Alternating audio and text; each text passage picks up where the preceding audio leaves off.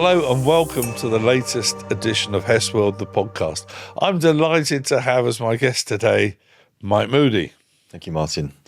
Mike, I've known for about 12 years. He started his career in the hard world of door-to-door selling, moved into the IT industry, working for various companies. I first met Mike at OCSL. He went on to Avanade and then to a company called Marathon IT, where he basically made a few quid. It meant for most of us, it would have been the pinnacle of our career. But at that moment, Mike had burnout. It was a transformational event in his life, wrapped up with some family sadness as well. And it took Mike on a journey which was in a dramatically different direction. He decided to turn his back on the IT industry and start a company called Authentic Brew. Mike will tell us a bit more about Authentic Brew in a minute, but it's a fantastic story, well worth listening to. Mike, welcome. Thank you, Martin. Pleasure to be here. It's been a fantastic journey and some real courage in embarking on the latest journey. But you're one of life's enthusiasts, Mike, because you, like me, you're an Enneagram 7, aren't you? And the Enneagram 7s are the enthusiastic visionaries. Absolutely. Yeah, we're both number 7. And for anybody who doesn't know what that means, I encourage you to get in touch with Mr. Hess. And he can tell you all about it. The Enneagram, ENNEAGIARGRAM. It's the most fantastic psychometric platform, which I spend a lot of time working, and it's helped me in my journey through life in understanding who I am, what I am. And as soon as I knew you were an Enneagram 7 as well, it all fell into place because we are life's enthusiasts. We see the world as a world of opportunity, don't we? Go. So let's go back to the beginning before we get to Authentic Brew and the launch of this very, very exciting company. So you're a Brightonian, like me. So you know you're a good guy. Yeah, born in Brighton. We're all good guys down here. Talk to me about some of those big events in your life, because I know there was something that you referred to as the spark, which happened quite early on in your life. It did, yeah, absolutely. So, first of all, Martin, I just want to say thanks for that awesome introduction. And thanks for having me on your podcast. So before we go into that, I just want to have a quick cheers with you. Oh. Of Authentic Brew. Yeah, we don't usually advertise like this on Hess World The Podcast, but we're going to make an exception for you. Cheers, Martin. Cheers. Now, what's in here? Oh, have a little try.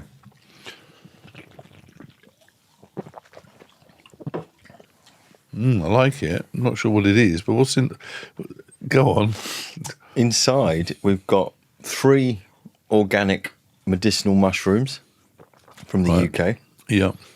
We've got UK organic seaweed.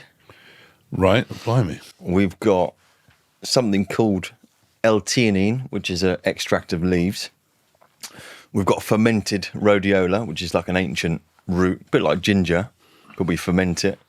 And some hawthorn essence, which is hawthorn is a tree, as you know. Well, we're going to come on to what on earth possessed you to sort of set up a business with all those things in.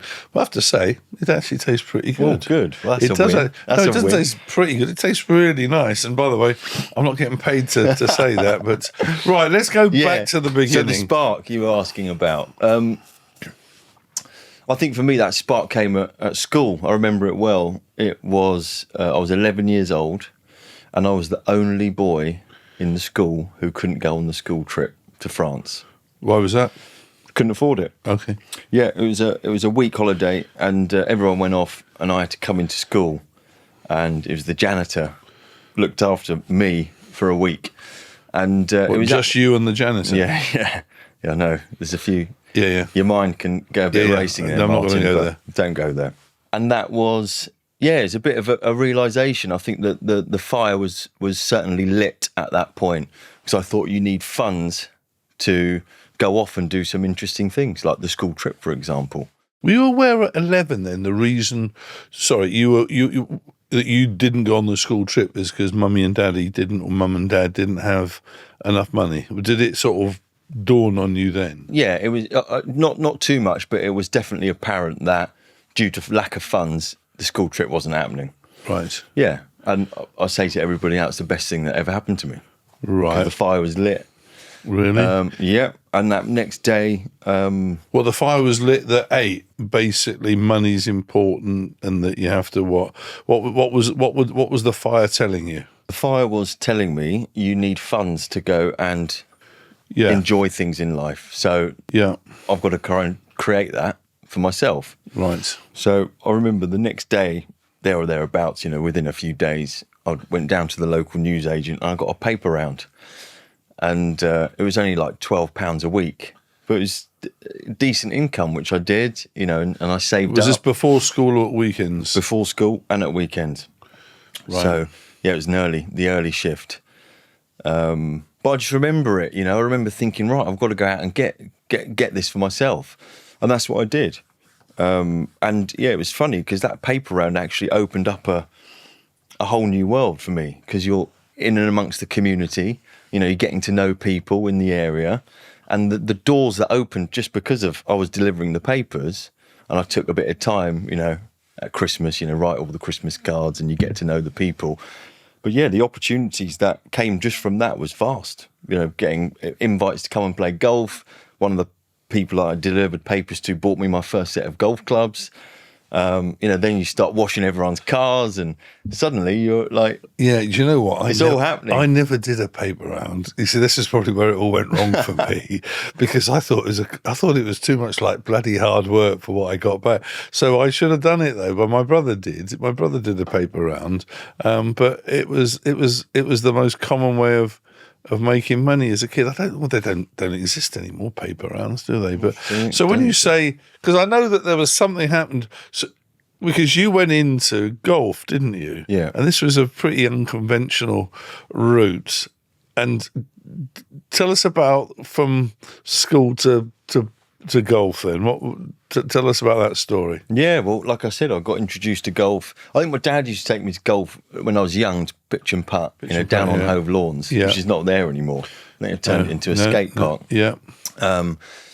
It was during that paper round, one of the chaps locally who kept going to the golf club because he used to see his golf clubs, in the drive, and we got chatting, and he said, "Why don't you come up and have a game?" And a few of my neighbours used to go, and so I just went up. And yeah, we just got the bug for it. You hit that one good shot and you think, wow. And then I started playing more and more and more in the summer holidays. Yeah. My mum used to drop me there in the morning, pick me up at night. And I started to get pretty good. And then, won the junior county championships, like under 16s and under 18s. And, got selected for international squads. And I got really good as an amateur. Also while, doing school. And that's what I wanted to do. Sorry, had you stopped the paper round at the stage? I don't know. I carried on the paper round for a bit, and then just because it was so lucrative, not the £12 a week that they were paying me, but all the other things. So you got the bug for golf. Got the bug for golf. But you weren't just a sort of weekend golfer. You became a professional golfer, didn't you? Yeah. So after my decent amateur career, and then. Yeah, was sort of advised to turn pro, which I did. And yeah, it's amazing. It sort of took me all around the world and played on some of the mini tours. But what was interesting about the golf was that I had to get my sponsorship, year on year, because I wasn't from a background that could fund my golf path. So I had to rely on individuals and businesses to fund me to the tune of about £90,000 a year. 90 grand a year to be able to. And what did the 90 have to go on then? Oh, all of it: equipment, coaches, caddies, travel, accommodation, entry fees, all of that stuff. Yeah, nobody's going to pay for you, are they? You have to pay for yourself. So pay for yourself. Yeah. So how did you manage? So how did you manage to raise 90 grand then a year? It's a good question. And it was a whole host of different things. It was built up a half decent network at my golf club. Yeah. So I had a lot of sort of local sponsors helping me out. But I would say 80% of it was I had to go out and find it. And I did, some pretty what you might say, out there things. I used to go door knocking. I used to knock on people's doors, like at an event. I used to go about 4 or 5 days early and, just knock the doors in the local area. Before the golf events? Yeah, I used to go knock on the doors leading up to the event. And I used to do a little presentation about who I am, what I'm doing here. And typically used to find the members of the club, because, in the local area. And, I would say, honestly, Martin, 8 out of 10 doors that I knocked, people used to say, yeah, come and stay with us. You used to have free accommodation. They used to feed you. Yeah. And I met a lot of my long-term sponsors that way. Right. Well, I remember we bumped in. So a guy I worked with many years later, a guy called Dave Wood. Do you remember Dave? Yeah, absolutely. Yeah, so Dave was one of the. Yeah, well, he told me that he'd sponsored this guy, Mike Mudie. So small world. So how long were you giving golf a go for before you decided it's not going to take me to where you wanted to get to? It was about 5 years as a pro.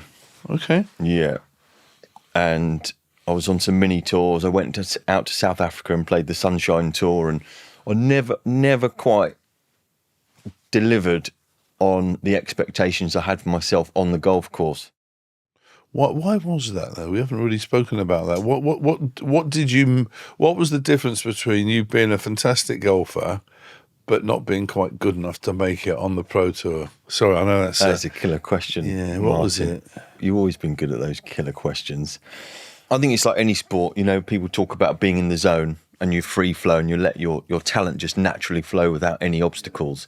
I didn't let that happen because it meant so much. I wasn't free. So as a result of that, I never really let my natural ability fully flow. So I knew that was it for me. Yeah, I used to play golf. I remember Golf Pro said to me, Martin, you've got a loft problem. And I said to him, so basically, am I underclubbing it? He said, no, loft, lack of effing talent. That's a good one. So I stopped playing golf a few years ago. There you go. But anyway, you wouldn't know that problem. So was that a big deal to you that you thought, crikey, I don't think I'm going to make it as a pro. I've got to do something else with my life. Was that a big event, or does it?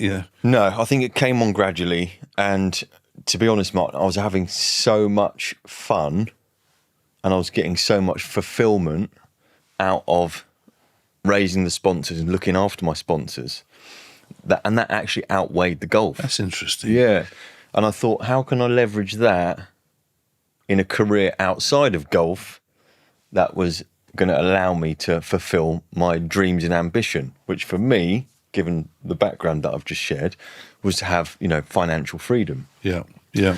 And I thought, I'm good at that bit. I'm good at, striking up a mutually fulfilling relationship. Yeah. And, it wasn't a transactional thing. It was both parties are in it. They're both enjoying it. Yeah. And I thought if I can do that in the world of work, then will be a success. And I remember looking what pays the most in terms of like commissions, and it was IT. So that's how I got into IT. Oh, it wasn't your love of technical things then? No. So, all right then. So, life as a professional golfer was not something you were going to do. So, where was your first job in IT then? Well, actually, before that IT job, because it was actually quite tricky to get in, I remember. So there was an insurance company. Right.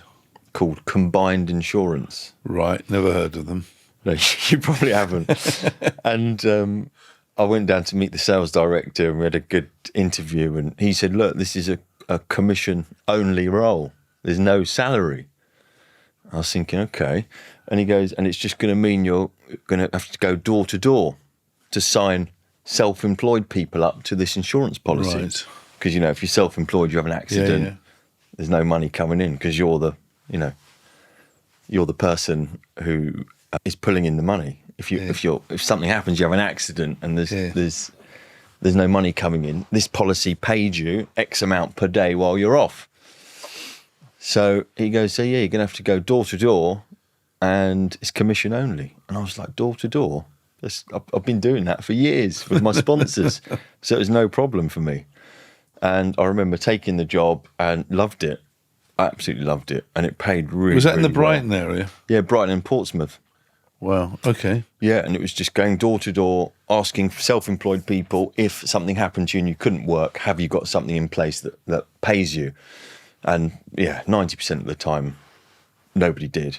So this policy, and it was a really good policy actually, and I saw it come into action a few times during my time there, and it was, it did what it says on the tin. Yeah, you felt you were selling something that was going to really help people, I guess. Yeah. But, well, that is certainly starting selling It was. in the toughest environment. That is real. Well, that's proper selling, isn't it? So It was. You went from there into IT. Yeah, it was a small company based in Brighton that designed and built a learning platform for schools. So it was going around to all the schools around the UK, trying to sell in this bit of software, this learning platform for those schools so the kids could benefit from online learning. Yeah. And how was that? Did you do well? Yeah, did really well. I was, their highest performer. Broke their previous records of selling online learning platforms, but I sort of plateaued quite quickly, and there was not much room for me to grow there. Okay. So moved on to selling the Yellow Pages. They just moved to online. Right. So you sold what, the classified ads? Yeah. In for Yellow Pages. Yeah.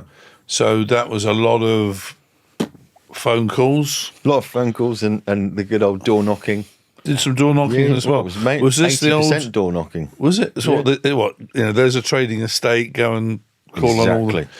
And I was quite lucky because it was the time of they were moving from. So when were we? What sort of year are we in now? Are we and because you're sorry, I'm going to give your age away. You're 40 now. 40 now. So you must have been what, late 20s? Something like that. Yeah. Yeah, maybe mid. So that was because see, this was grafting. This was real grafting. Yeah, it was foot in the door selling, isn't it? Yeah, it is. Do you remember what your opening pitch was? With Yellow Pages. No, I don't. It was more because I'd become quite adept at door knocking. When you knocked on the door and it opened, you get big smile. Big smile. Yeah. There was a saying that when there's no defence against a smile. Which I really liked. No, I like that, and it's true. So but you became quite almost like I had a sixth sense for when the door opened, depending on who opened it, what their body language was like, and potentially what they're wearing, what the the facial features were like. You used to get a good sense of how to pitch it. Yeah. Yeah, I was lucky because it was the time when Yellow Pages were moving from the traditional book to online. Yeah. So you were going around to everyone who's got an advert saying, now we can go online. So it's like an upsell into keeping the book, because for certain demographics, the book was well used, but having another option for a slightly younger demographic who were more about online. The youngsters today wouldn't have a clue what Yellow Pages is, but if you think about when people started selling, I mean, I'm much older than you, but up until, I don't know, 20 years ago, I mean, that's how you did it. You just picked up the Yellow Pages and you went out and... Totally. That was your lead generation list, wasn't it? So, but this is, it's tough. This is tough selling, isn't it? You gave me that smile, you see. I would have opened the door. I would have opened the door, Mike, with that smile like that. But Martin, it was funny because it was because of the golf, and I've been doing this for years to get my sponsorship money. So it didn't feel like work. It was just just carried on. What drove you though? What was the driver? Was it the fact that you wanted a fancy car, or what was because this is hard graft, wasn't it? Motivating yourself every day to get in the car, to go around the local trading estate, to do some cold calling. What was the thing that fired you up about that? Because a lot of people would do it and jack it in after a while because it's just too bloody hard. Yeah, a lot of them did. I remember half the people who joined were gone. So what kept you going? Well, like I mentioned, from that time when the fire was lit, I needed to do something that forged my own path and gave me the. So you wanted to be freedom. Something in this world. you wanted to be something. You wanted a comfortable life, and you knew that unless you did it yourself, it wasn't going to be given to you. Was it that? Exactly. It was that drive. Yeah. And I know you absolutely got lovely mum and dad, and you adore your mum, but you knew that it wasn't going to be down to them. It was going to be down to you. Yeah. Was that the driver? Yeah, absolutely. And also a few little funny things happened along the way, because I was obviously into my golf. I used to go and watch the Wentworth PGA every year. Yeah. And I remember once Darren Clark, I don't know if you know Yeah, him. I remember Darren Clark. He was He pulled was up. the lovely Irish guy from Yeah. Ulsterman. Yeah. Yeah. So Darren, if you're listening, thanks for this, because he He pulled might up. listen, by He the way. might I listen. don't know whether Darren Clark listens or doesn't listen, so he might do. Let's see if we can get this message to him. Yeah. Because when he pulled up at Wentworth in his Ferrari, and his number plate from memory was DC65, Yeah. I went for his autograph, and he went, "Oh, hop in." And I sat in his Ferrari, and I remember holding the steering wheel, looking at the prancing horse, thinking, You want "This that? is a bit of me." Yeah, and that was a big driving force for It's me. interesting, those interesting Yeah, events. yeah. I Yeah, mean, yeah. just as a slight detour, it's amazing how those sort of moments of truth with famous people, you either think, yeah, good bloke, really, or you're an arse. Yeah. We can all, when we can all cite examples of when we bumped into well-known people and they've been arse. Yeah. Yeah, He was a I legend. remember my brother. We used to go to the county ground in Hove to watch the cricket. We loved it, and this is given our age away. My brother's a bit older than me. But there used to be a fast bowler for Yorkshire in England called Freddie Truman. Okay. Real fiery Yorkshireman, and my brother went up to him, and I remember asking him for his autograph with his autograph book, and Freddie turned around and said, "Fuck off." Did he? Yeah. Yeah, and those of you of a certain age will probably believe that, and you think, well, there you go. But we can go, so that's nice. Good old Darren Clark. Good old Darren But the Clark. lesson there is you wanted a Ferrari after that. I did. But also, Seriously? Yeah, no, I did, and that was just like, wow, this, and the way he did it, he had the good stuff, but he didn't have to give me 2 minutes of his time, but he did, and he did it in such a way that stuck with me. And Listen, I thought, when you're famous with Authentic Brew, remember that, okay? When somebody comes up and asks for you an autograph, Mike, you got to sit them down. well, I can tell you a story about that when we get there. All right. But anyway, sorry, we've gone off the subject. But I think what I've always, because this sense of grafting, and nobody's going to owe you a living, and doing it the hard way, I think is something that I've seen all the way through your career. So Yellow Pages, what? Again, that's when I think I got to know you, Yeah. and a couple of other people came into your life. And I hit the sort of ceiling there, and we were doing actually a lot of work with Google. So I worked with Google to do the Google ads that was taking off. Yeah. Yeah, just I sort of hit the ceiling that I couldn't go anymore at these companies, and I was like, oh, okay. And I started looking to the market, and it's a weird how the world works. But I remember I went to a stag do in Ibiza, and met for the second time this lovely man called Dan Firma. Was he on the same stag He was do? on the same stag do. I was chatting to Dan in the hotel just before we were heading back, and I was telling him a bit about my background, a bit like what we've done. Yeah. And he was just going like, "This sounds really cool, and it's legit. Like you've been a grafter, and you're having some really good results." Yeah. He was doing recruitment, Yeah. still is, and yeah, one of the best recruiters that I've ever Yeah. experienced. And he's building something, slightly different, something really cool. And Dan said to me, "You've got to meet Tim Thrower." Tim Thrower is the CEO, MD of a company called OCSL. Right. And I think you two, Also a Sussex-based company. Sussex-based company, Yeah. and he goes, "I think you two will hit it off." I was like, bloody hell, we're in Ibiza, we're at the end of a trip. There's going to be no follow-up here. But I remember we got back to Brighton 2 days later, Dan Firma's on the phone. "Mike, as per our chat, I've teed you up a meeting with Tim, and it was just happened to be up the road from where I was staying, so I went and met Tim.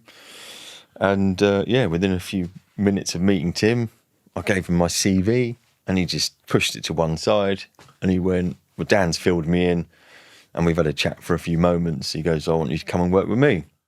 Wow. Well. So those of you who aren't familiar with the IT industry, OCSL was a very good partner of HP. So they basically resold HP hardware and delivered services as well. So they were very successful, but I'd say medium-sized business. But that was a big breakthrough then, wasn't it? Because For me, yeah. Yeah, that was if you look through life and think, well, what were the big breakthroughs? That must have been one of them, because although you'd done your bit selling for an education software company, it was very much from Tim's point of view, taking somebody who sold ads in Yellow Pages, could they sell IT systems? That's the jump, isn't it? That's the leap of faith that he made with you. So when you were offered that job, what did you think?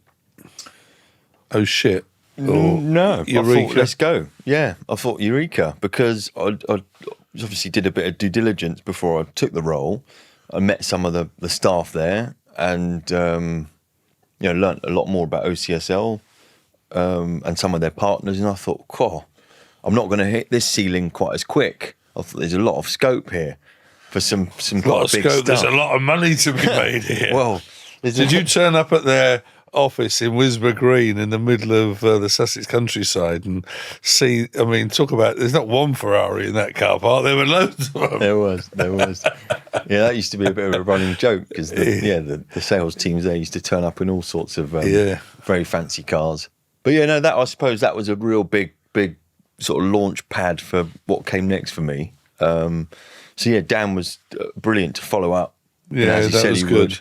We all need, when we look through our careers, I suppose, you can point to particular individuals that backed you, believed in you, and it's great to reflect on that.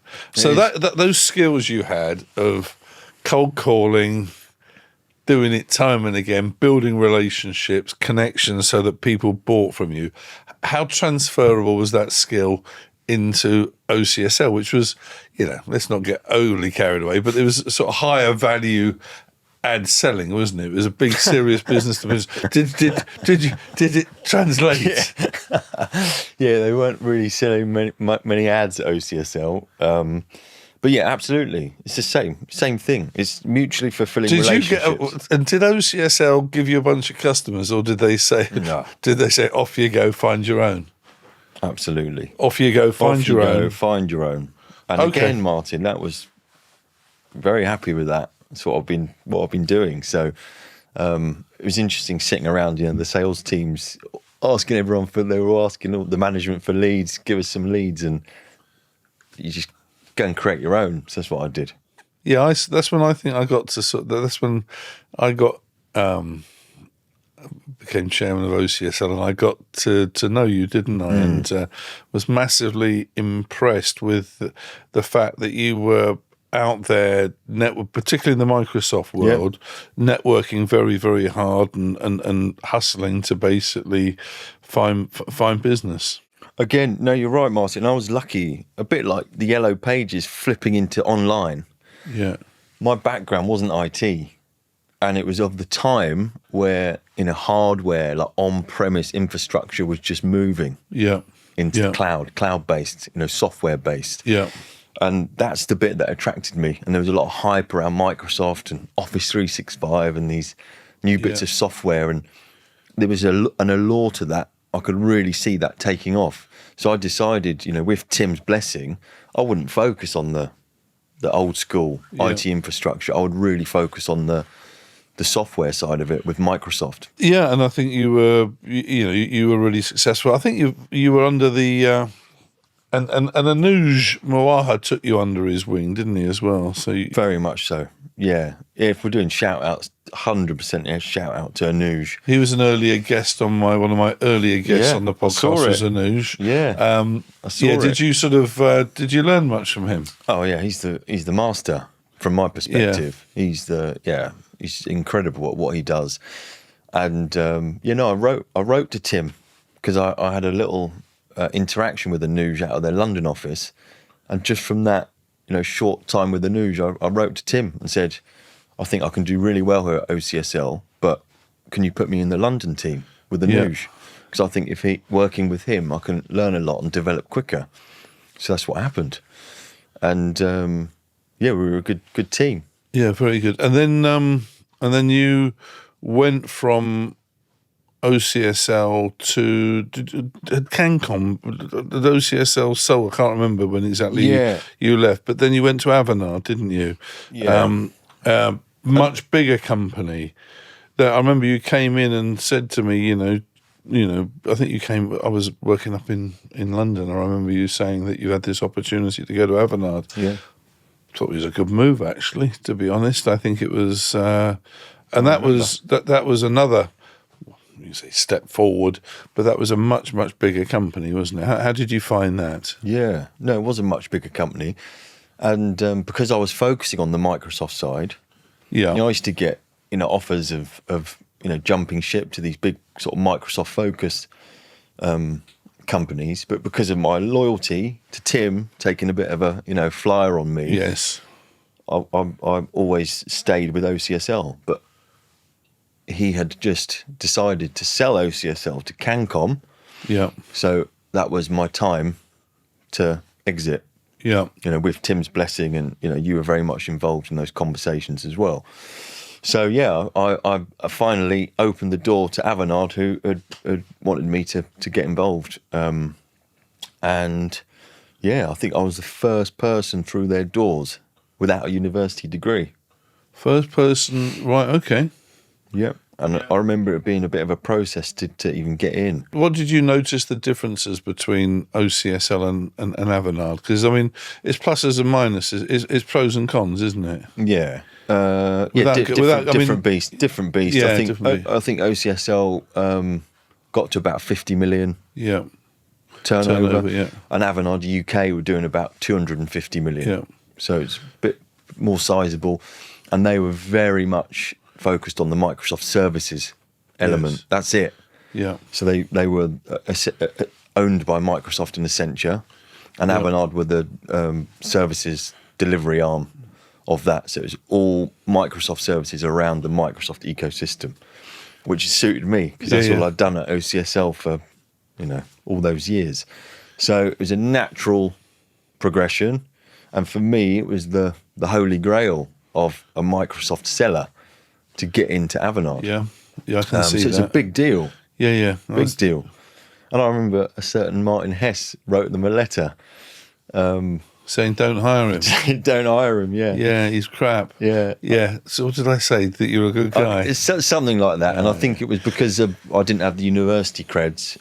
They needed to do a bit more due diligence. I think it's worth just dwelling on that for a second from people listening, because I think we got mental in this country. Everyone has to go to university, and we got like 50% of the people go to university. And I don't want to decry that or rubbish it, but there is a world that opens up for you if you haven't got a degree. It's not the be all and end all. And I think you proved that. And I think you were a rip-roaring success at Avanade.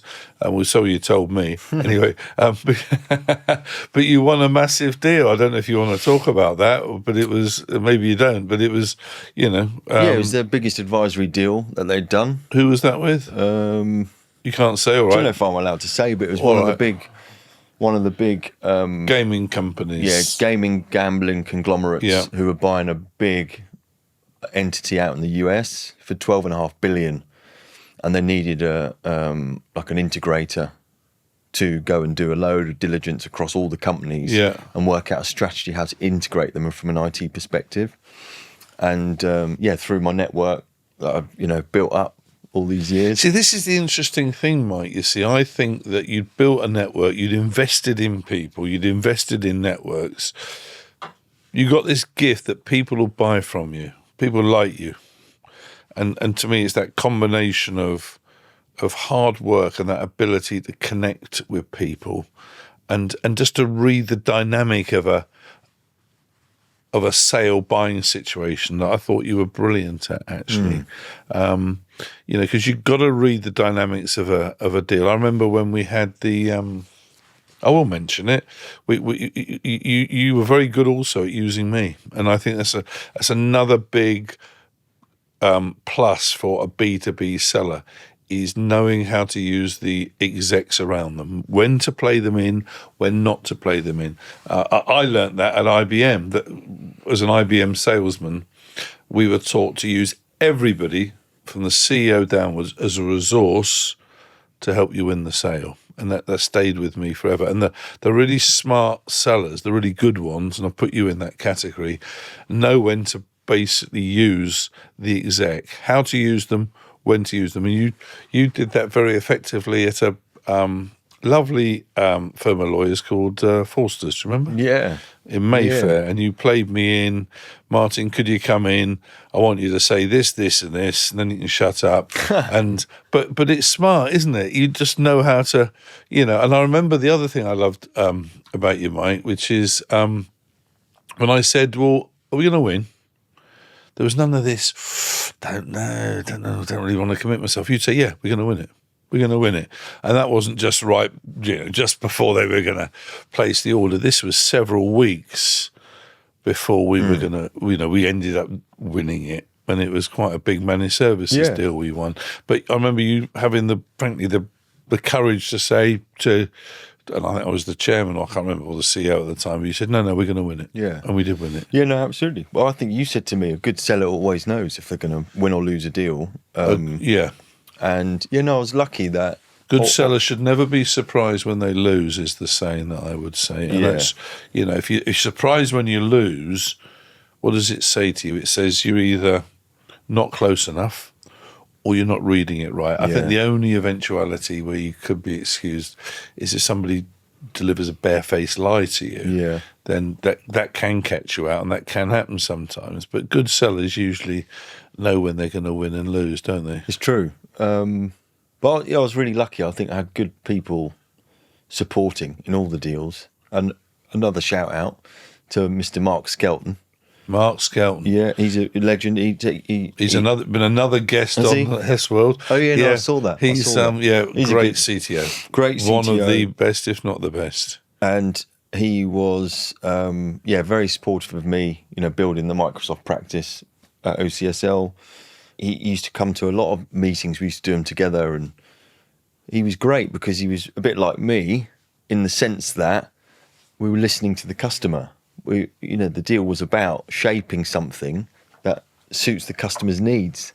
Yeah. And that was very much aligned to how I'd, started all those years ago. It has to be mutually fulfilling. That's why it wasn't really a surprise, when you're winning deals, because you're building the deal with the client. You're doing it together. No, I love that. I've never heard that before. That's really good. Yeah, so you built the deal.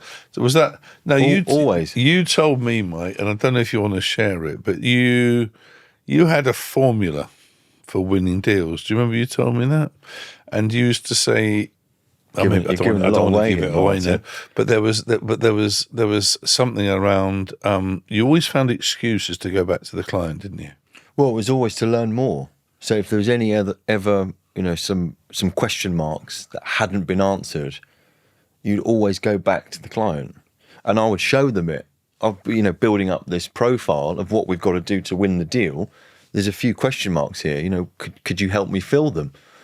And you're building this solution hand in hand with the client. Because quite often during a procurement process as well, it goes, you got this dead period where you can't really engage with the client. And I remember you saying to me, no, Martin. Yeah. That's not the case. That's not the case. I think you always found excuses to go back to the client to ask this question, to clarify that, yeah? Yeah, absolutely. And there was a bit, I can't remember the study, but there was a definite ratio between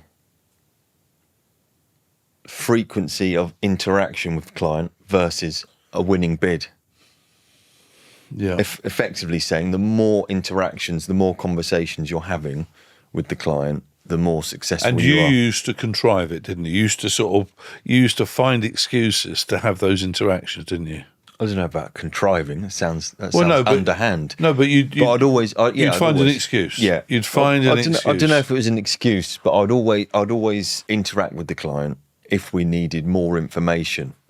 Yeah. And whether it's said in the RFP rules, you're not allowed to speak to the client other than the official. Yeah, I didn't worry too much about that, because it was coming from a place of authenticity, and it was to help them co-build the solution with us. And I never had it where a client said, "Oh no, you can't talk to us," because if you're coming from a place of authenticity, which we were, to co-build a solution to meet the client's needs, they were very much for that. Yeah, and I always got the impression with you, Mike, that you weren't just, I mean, in spite of what you said about what drove you from an early age, I always thought you weren't just coin operated. I mean, I know a lot of people outside sales say, oh, sales are coin operated. I think that's too simplistic. I mean, why did I go into sales? Well, I thought it would give me a nice lifestyle, but it's never been the only driver. It's always been more nuanced than that, isn't it? I mean, and I got the impression that it was always a bit more nuanced for you, isn't it, in terms of how you conducted yourself and what drove you on. It wasn't just making that pile of commission at the end of the deal, was it? No. Obviously, that was a really nice byproduct. And like I said, that's what I wanted, to have that freedom. Yeah. But to get there, it was about what I keep coming back to. And it's about mutually fulfilling relationships. That's what gets you there. Yeah. People buy from people, but people buy from authentic people. It has to come from a place of authenticity. Yeah. And for me, luckily, it was. I wanted to make sure that, for my reputation, the reputation of the organisation that I was representing, it's coming from a place of authenticity. I remember my first encounter with you at OCSL. You got into my diary. We met at the Grosvenor Hotel at Victoria, and you sat me down and you took me through your pipeline. I was chairman of OCSL, so why would you, I mean, I'm not bigging myself up or anything, but you had sales manager, CEO and chairman, but you came and made a point. Do you remember that meeting? Yeah, you came a point, remember it. And you went through your pipeline. You had a pot of Earl Grey tea. Some things don't change. And I came away thinking, this guy's generating his own leads. He's grafting. He was, I think you were hanging around Thames Valley Park, Microsoft office, and just hustling to get business. And I thought, I'm impressed with this guy, actually. He's really grafting. And that's an example of, frankly, you were confident and ballsy enough to go to the chairman and tell him what a good job you were doing, yeah? Yeah. Yeah. And like I said, you get a good reading for people. And I think if you had visibility and sight of what I was up to, that could grease the wheels for other things. Did, because it meant we created that Microsoft team, if you remember, you and and Sarah, wasn't it? Yeah. After that, so you went from Avanade to a early stage company called Marathon IT, and then there was a successful exit of that, wasn't there? Of Marathon IT to Fluid One. Yeah. Which I think you did okay financially out of that, but then. You can tell us what. I remember you leaving because you stayed on at Fluid One for a little while, and I remember catching up with you. Well, what are you doing, Mike? Are you going to stay at Fluid One, or are you going to go to an Avanade or to a wherever, to another big tech company? And then I remember this meeting at Rockwater on Hove Seafront, and you said, "No, I'm done in." Yeah. Do you want to tell us about that? Yeah, I can tell you part about of your that. life, because Totally. I think that was the big life change, wasn't it? Yeah, 100%. And I think what I was up to at Avanade, I was doing some pretty cool stuff, biggest deal in history, and I'd won a few other deals, and I was on a bit of a fast track to executive leadership. Yeah. And then got always kept in touch with Tim, and there was an opportunity to be part of the team that buy and build on Marathon Managed Services. Yeah, it was interesting because I spoke to a lot of people for a bit of advice, and everyone said, stay at Avanade because you it's there, you got it. You're what you set out to do. Call it intuition, call it whatever you want, but I knew that sort of deep corporate world wasn't for me.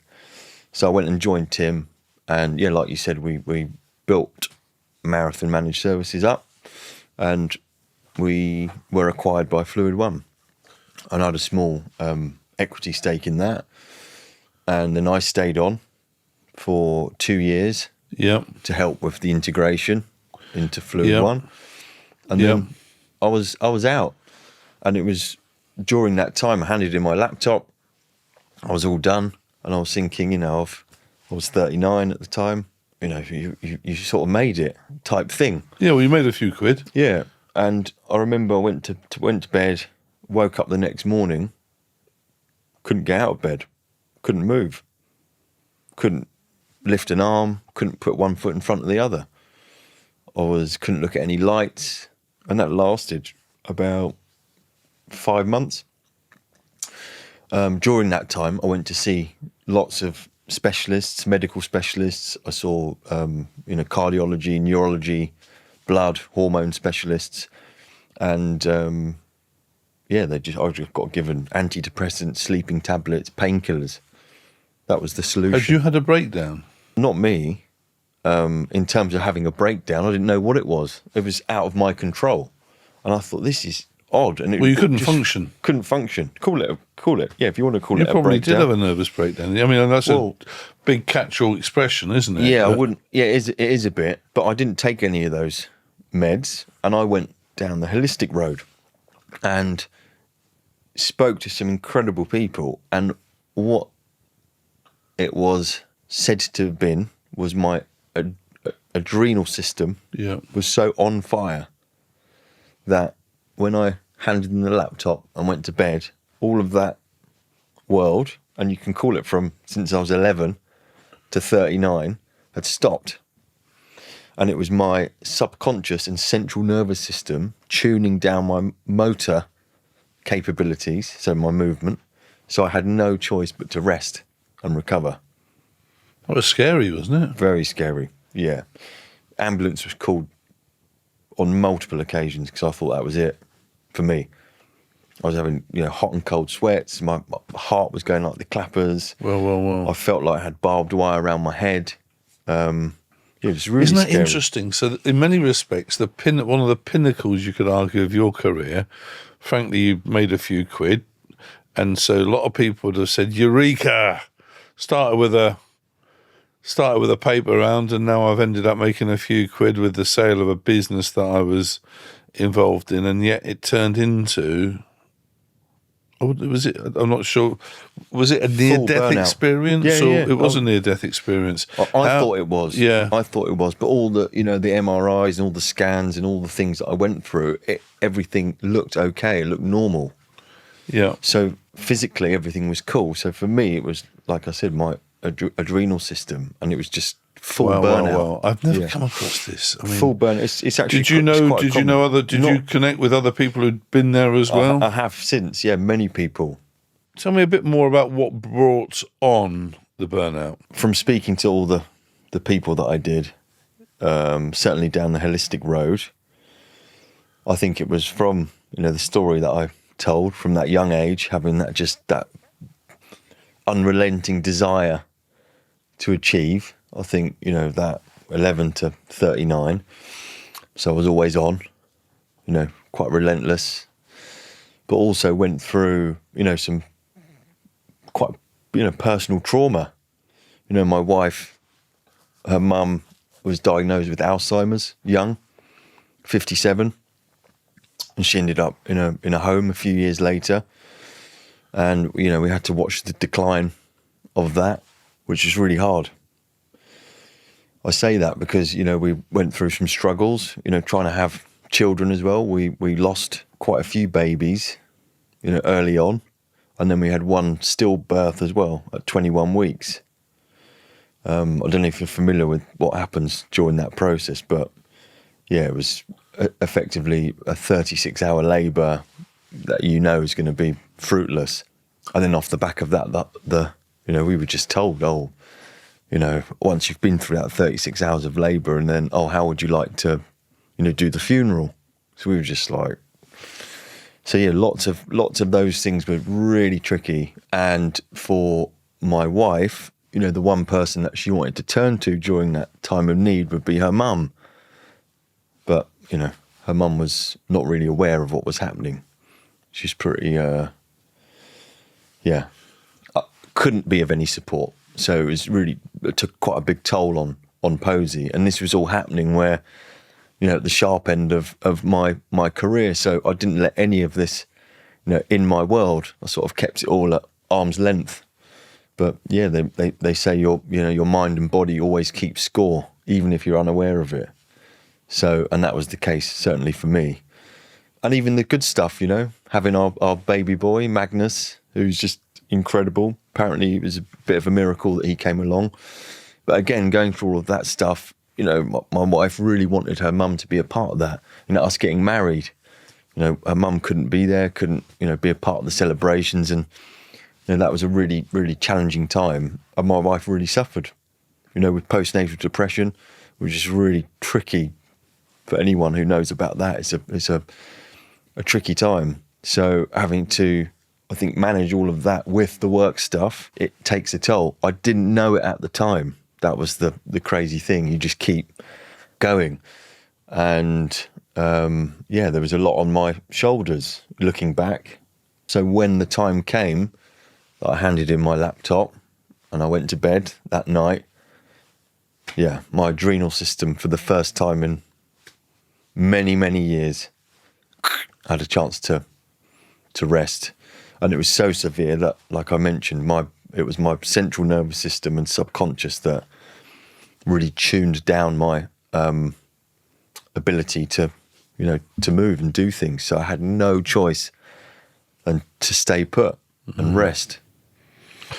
Wow. Yeah. Yeah. Thank you for being so open about that, Mike. So that led to that turning point in your life, which is where we are today. So thank you for sharing that. No, pleasure. And I encourage anybody who's been through similar, to speak to people about it, because it's amazing when we went through our stillbirth at 21 weeks and we were chatting to people about it, people we've known for years. And we, because Posey and I decided that we want to tell people about, our experience. And it was amazing how many people had been through similar, but nobody talks about it. So, I would encourage anyone who's been through similar to chat about those experiences, because it's amazing when you're open and it's reciprocated, people will be open back. And all that story, I think, and what happened to your body, and it gave you, basically you've totally reevaluated your life as a consequence of that, haven't you? Yeah, and I would say I had no choice. It wasn't, my body and mind decided to do that. It needed a break. And you can imagine, Martin, I was getting offers to go back to the IT world, pretty significant, which I said no to, because it's almost like that it was the ego death, if you will. I know it sounds a bit extravagant, but it was very much that part of me had died with my burnout. And now I'm on to something else that's, fulfilling. I suppose this is a good time to talk about what I'm doing now, because during that journey of, I'd say that holistic path, it sounds fairly cheesy for someone who hasn't been through it, but I was doing simple things like deep tissue massage, Indian head massage. I was doing sound therapy. Yeah. I was doing reflexology, Reiki, things like just walking. I didn't realise, actually, Mike, it had been that profound, to be honest. It was. So did you have a chance to think about what next, or was it just about getting better? There was no what next. It was, let's just get better. And then I started to, like I said, I was doing some, like swimming in the sea, walking without any shoes on in the forests. I know it sounds a bit out there, but that was what I needed to do. Stopped alcohol, stopped any stimulants, coffee, no caffeine, no sugar. It was during that recovery where I thought I need some of this really, cool nourishment to help me recover. So I looked into the market for some nice products to help me. Couldn't find any. There was a few boutique firms out there, but nothing in mainstream that could support my recovery. Nothing. So, like you said, a few extra pennies and a lot of time on my hands. So I employed 3 different teams in 3 different continents and asked them to go out to market and find some decent products to help me recover. Yeah. Came back empty-handed. So that was when I thought, right, hang on a minute. So I can't find any products that are genuinely good for you. All the products in the market typically were, full of all these different additives, lots of sugar, lots of stimulants, lots of sort of cheap materials, importing to label it as healthy, but it wasn't. So that's when you got the idea that not only is it helping me get better, or I need to get better, but there's a market out there for this stuff. Yeah. So that was the first bit. And the second bit, there was lots of the firms that I used to, sell IT to. Yeah. Like F1 teams, professional football clubs, Yeah. sports governing bodies. So I went back into that network and said, look, you're sponsored by all these, so-called energy drinks and performance drinks.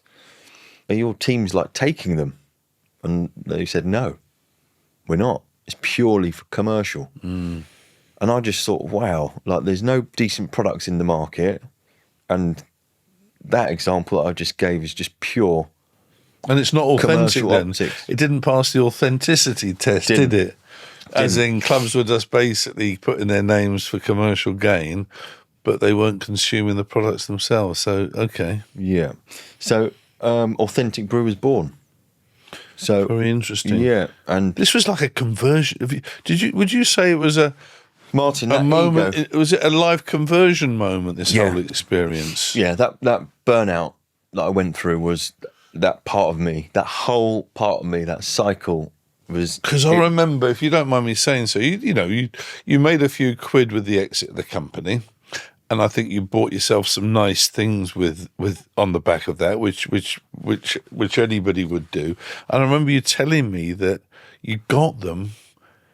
And as soon as you got them, it almost meant nothing to you. Yeah. Is that right? Yeah, absolutely. I mean, fancy car and what have you. Yeah, all of that stuff. I went in, did some interesting purchases that I was fueled by as an 11-year-old, sitting in that Darren Clark's Ferrari. I went and bought my own, went into a Ferrari shop, bought my Ferrari. And how did you feel when you got your Ferrari home then? It was great for 10 minutes and then just meaningless.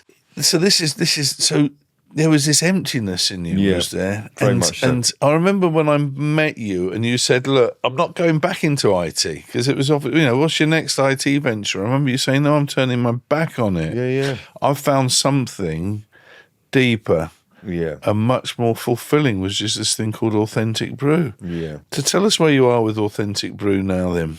You're on the threshold of launching the product? Yeah, so we've been in development since December last year, so about 10, coming up to 11 months. Right. And when I say development, that's been liquid development. Yes. So we're doing something that's never been done before. So we're using 3 medicinal organic mushrooms. Yeah. We're using UK organic seaweed. Yeah. We're using other plants and botanicals, which we call a functional pack. So that ingredients is purely from Mother Nature, and it enhances mind, body and soul. And you've basically connected with some pretty impressive people out there. Do you want to mention who they are? Yeah, so look, there's a team now of maybe about 30 of us within Authentic Brew. And we've got some interesting people along for the journey. So Andy Ramage, right. He's co-founder. He's like the godfather of the alcohol-free movement. So He's been banging that drum for, probably about 12 years. God, and how successful is alcohol-free at the moment? Amazing. Well, Martin, it's huge. It's huge. You know what? For the first time since records began, alcohol-free drinks are outperforming alcoholic drinks. Yeah, I know lots of people who just swear by them. Yeah, fantastic. Yeah. You got that lady who's one of our top surfers as well? Yeah, so Laura Crane, she's part of our team. So she's the first lady in history to qualify for the World Surfing Championships in Nazaré. This is the big wave surfing. Yeah. Because they don't differentiate between men and women. So it's not okay. like a women's bit and a men's bit. It's done on talent and points. So she's the first woman in history to qualify for that. Well done. And she's helped us, develop to ensure that it aligns to, peak performance.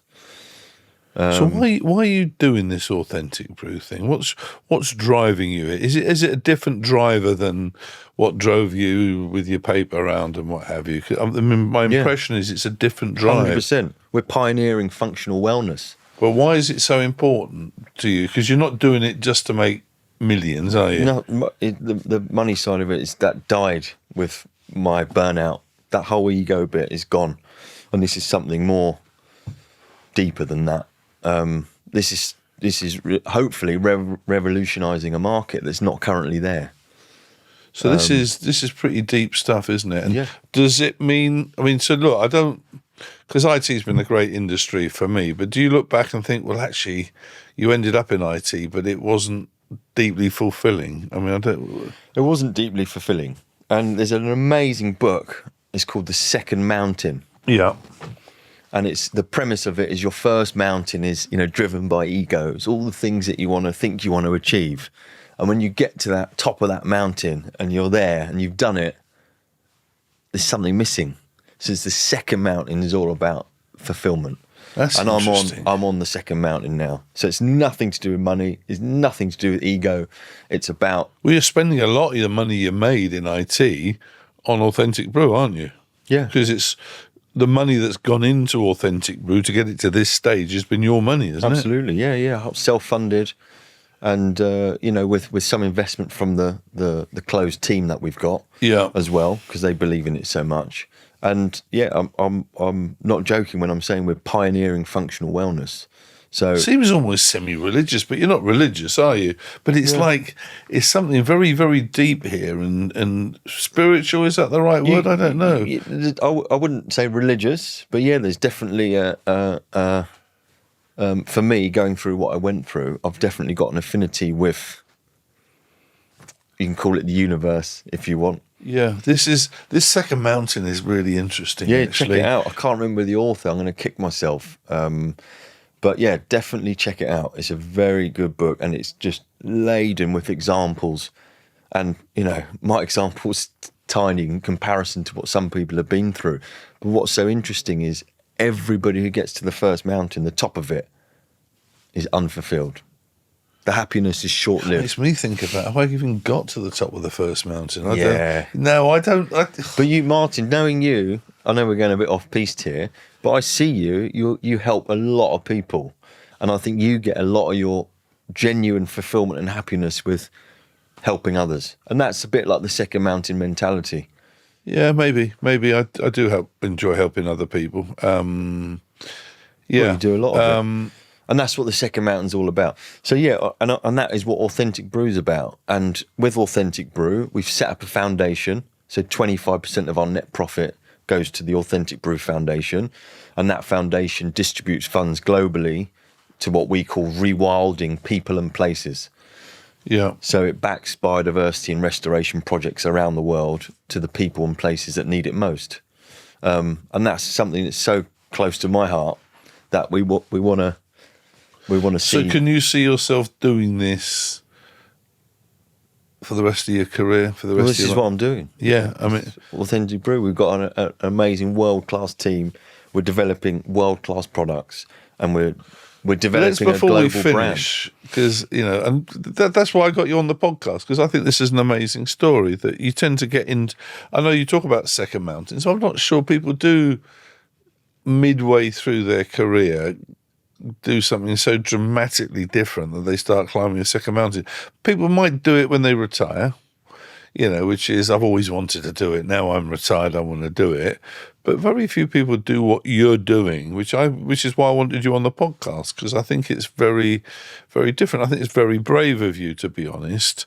I'm slightly envious in many respects because of the passion. You found something that when I talk to you, I feel like I'm talking to a religious zealot at times because you're that passionate about Authentic Brew.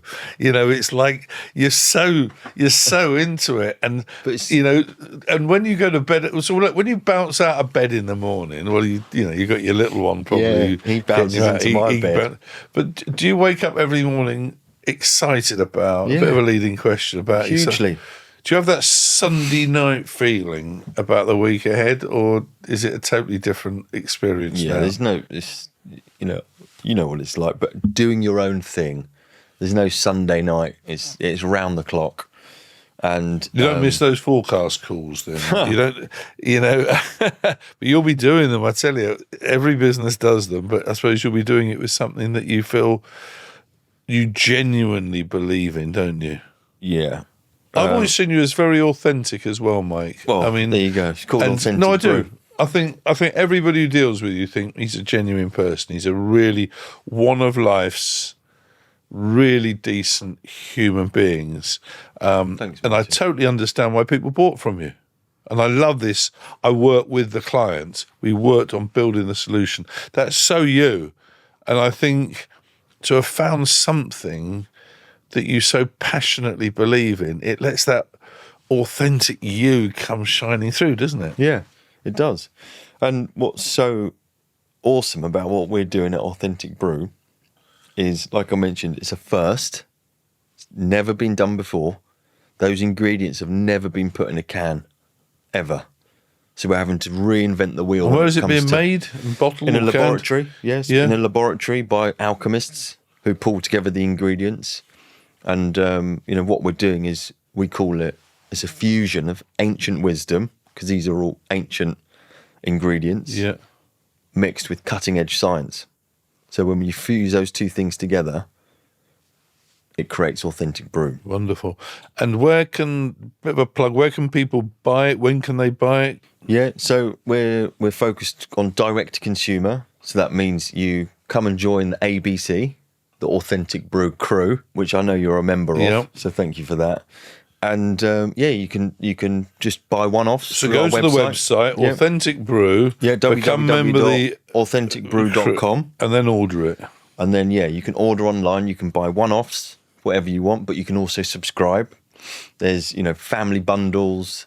There's for corporate as well. So a lot of the corporate companies that I've sold to and worked for are interested to procure Authentic Brew for sales teams and different divisions. And all those skills that you've acquired over the years, those networking skills, those cold calling skills, those hustling skills, I'm sure they're coming in very, very handy now, aren't they? Well, yeah, from, the first calls to teammates, to team members now, to the people who we did trademarks with, to the people who helped with the branding, to the people who are making the liquid, to the people who are helping with the supplements, to the people who are helping with the warehousing, to the people who are helping with the inventory management. All of that stuff, came down to people connection.